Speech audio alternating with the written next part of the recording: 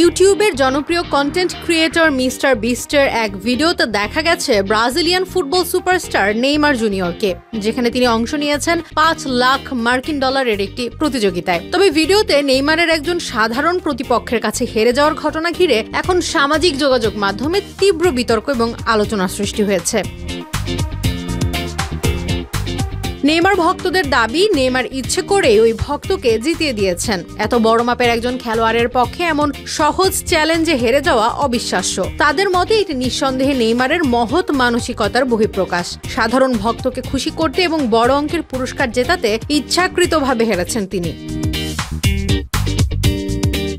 অন্যদিকে সমালোচকরা বিষয়টি দেখছেন ভিন্নভাবে। তাদের ভাষায় নেইমার এখন হয়তো মাঠে আগের মতো পারিশ্রমিক পাচ্ছেন না, তাই ইউটিউব ভিডিওতে পারফর্ম করে অর্থ কামানোর পথ বেছে নিচ্ছেন। এমন মন্তব্য নেইমারের সাম্প্রতিক ক্লাব পরিবর্তন এবং ফুটবল পারফরম্যান্স নিয়েও প্রশ্ন তুলেছে।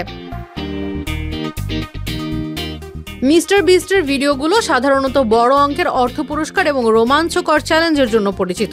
নেইমারের মতো একজন আন্তর্জাতিক তারকার অংশগ্রহণ ভিডিওটিকে আরও জনপ্রিয় করে তুলেছে, যার ফলে মিলিয়ন মিলিয়ন ভিউ অর্জিত হয়েছে।